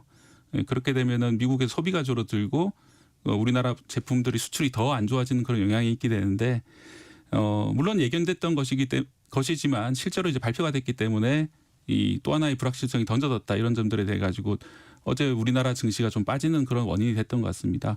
또 한 가지 재미있는 사실은 이렇게 되면은 당장 채권 가격이 하락하고 금리가 상승해야 될 텐데 오히려 안전자산을 선호하는 심리가 나타나면서 미국 국채로 오히려 투자자들이 몰려가지고 국채 가격이 올라가고 채권 금리가 떨어지는 현상이 있었거든요. 네. 그렇기 때문에 당장 큰 일은 벌어지지 않는 그런 상황입니다. 하지만 이 무디스 입장에서는 오랫동안 경고했던 것처럼 이대로 미국 부채가 늘어나도록 놔둬서는 안 된다 이런 메시지를 시장에 확실하게 던진 거죠.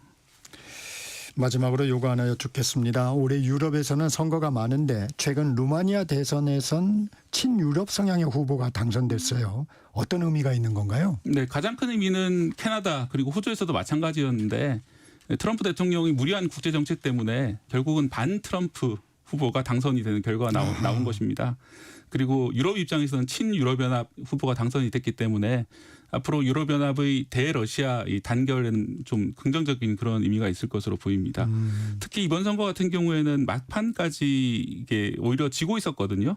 그런 상황이었는데 특히 1차 선거에 졌는데 결선 투표에서 니쿠시오르단 부쿠레슈티 시장입니다. 죄송합니다. 결선 투표에서 54.1%로 2위 후보를 45.9%에 그친 극우 민족주의 성향의 후보를 제쳤습니다.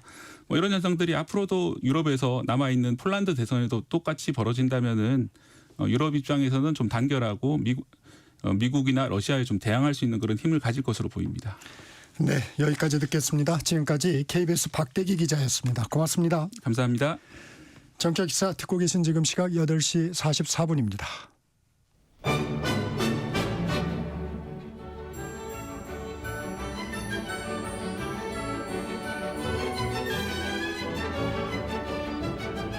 KBS 1라디오 정통 시사 프로그램 정격 시사. 정치자의 눈으로 질문하겠습니다. 공정의 가치를 추구합니다. 꼭 필요한 정보를 담겠습니다. 월요일부터 금요일까지 아침 7시 20분에 찾아옵니다.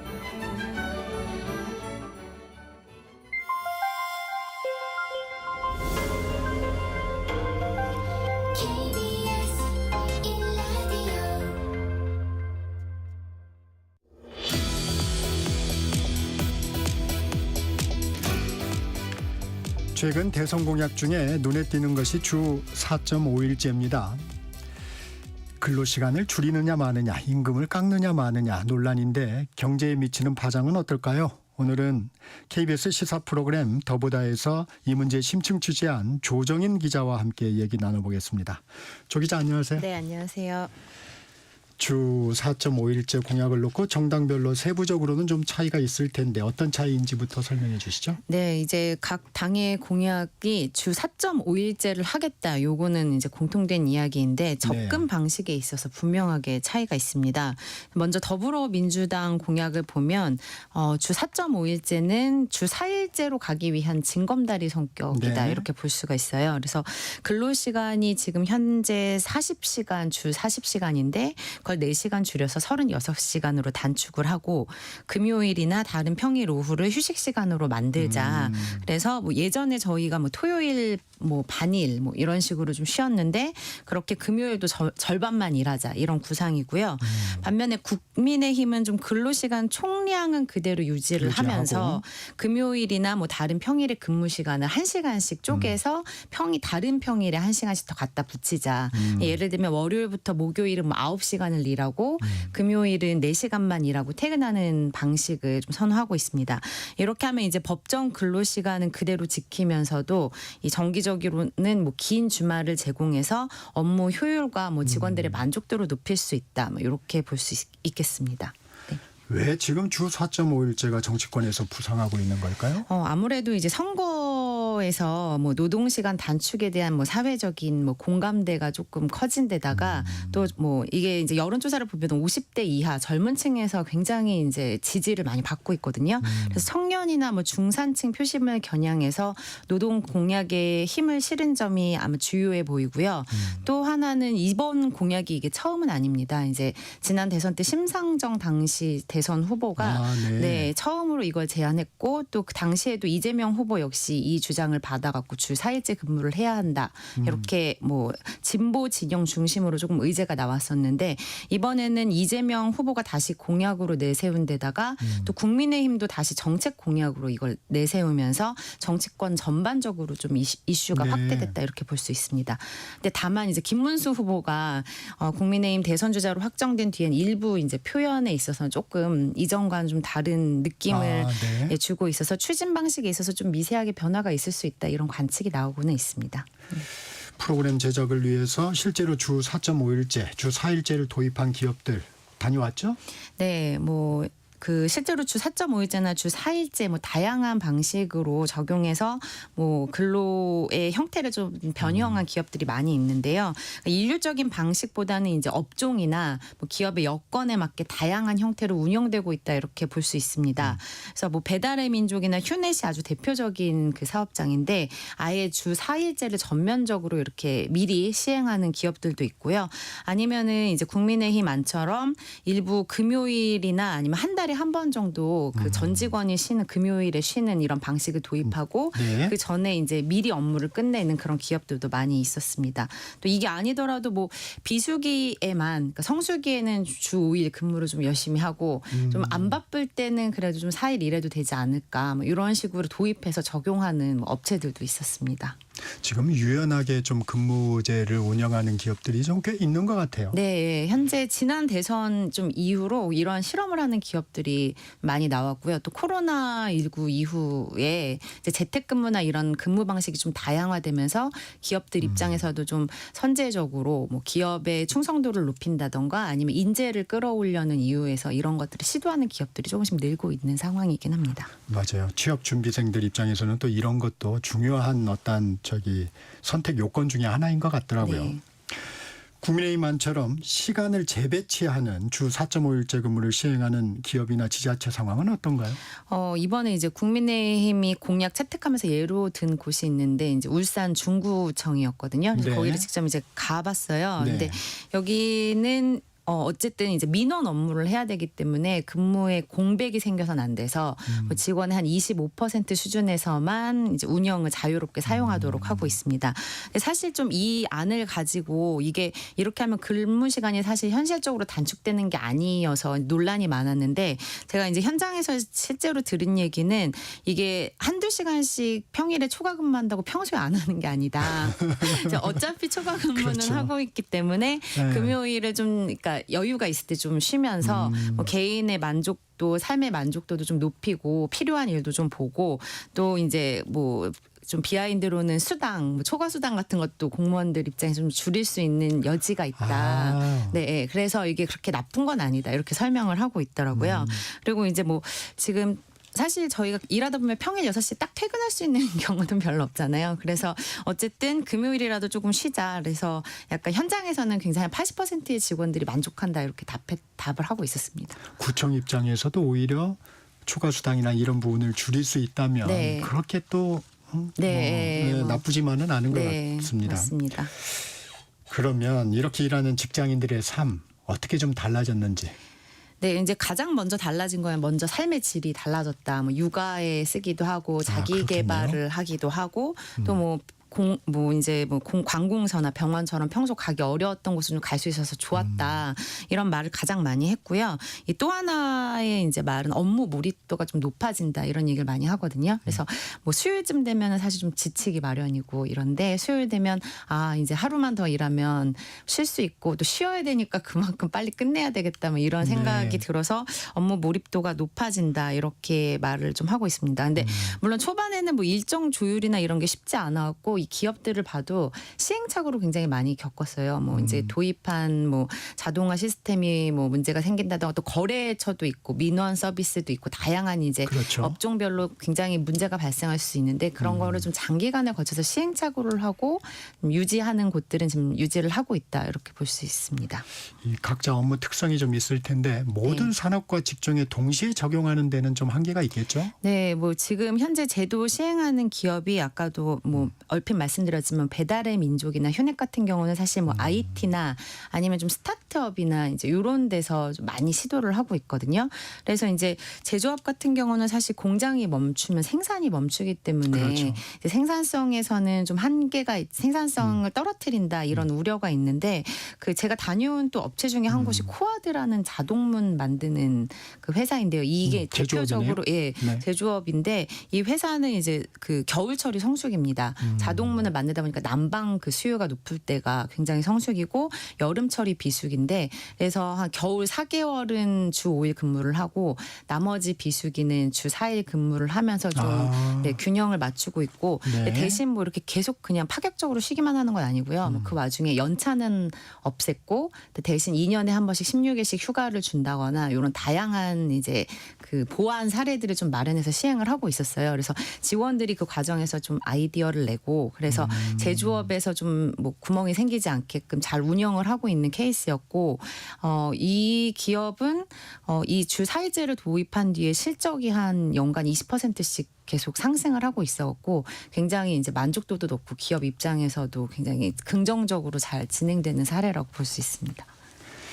이 국민들의 지지는 여론을 보면 높죠? 네, 뭐 국민들은 뭐 당연히 하루 더 쉬게 해주겠다 이러니까 높을 수밖에 없는데 뭐 지난 3월에 뭐 노동 시민사회단체인 주 4일째 네트워크가 여론조사 기관 뭐 글로벌 리서치에 의뢰해서 조사를 직장인 1,000명을 대상으로 조사를 했거든요. 근데 응답자의 한 58%가 뭐 주 4일째 도입 필요하다 이렇게 답을 했고요. 재밌는 건 연령대에 따라서 좀 반응이 엇갈렸는데 50대 이상에서는 이제 보통 과반이 다 넘었다면 50대부터는 한 46% 정도로 찬성 비율이 줄었고 뭐 60대 70대로 가면 오히려 반대 비율이 높은 뭐 이런 현상이 나타나고 있습니다. 또 하나 짚어야 될 게 임금 삭감 문제입니다. 근무 네. 시간이 줄면 임금도 줄여야 하지 않느냐 이런 논리가 여전히 있습니다. 네. 이 부분에 대해서는 어떻습니까? 당연히 이제 그 근무 시간을 줄이면 추가 인력이 좀 필요하기 때문에 비용이 늘 수밖에 없고 그럼 그 기업 입장에서는 그 비용을 부담해야 되기 때문에 임금을 줄여야 된다 뭐 이렇게 하는 논리들이 있는데요.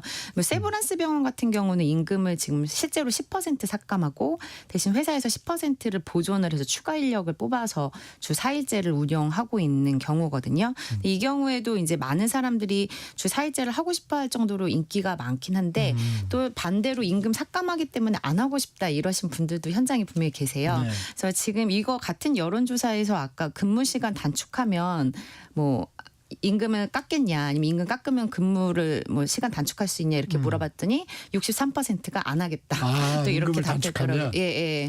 그래서 그렇죠. 이제 뭐 더불어민주당은 임금 삭감 없이 가겠다 이렇게 얘기하고 있는데 현실적으로 뭐 경제계나 재계의 반발이 좀 만만치 않아서 실현되기까지는 좀 쉽지 않을 수 있다 이런 전망도 나오고 있습니다. 이 제도가 좀 자리 잡으려면 사회 전반에 어떤 변화가 좀 있어야 될까요?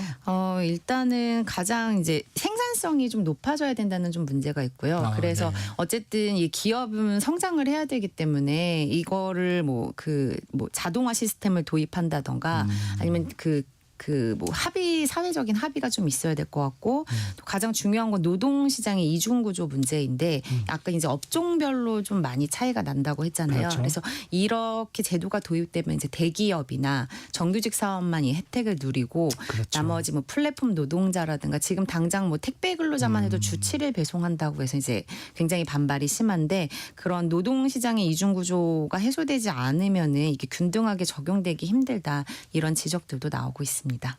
네, 여기까지 듣겠습니다. 지금까지 KBS 조정인 기자였습니다. 고맙습니다. 네, 감사합니다. 전격시사 오늘은 여기서 마무리합니다. 진행의 정창준이었습니다. 내일 아침 7시 20분에 찾아뵙겠습니다. 여러분 감사합니다.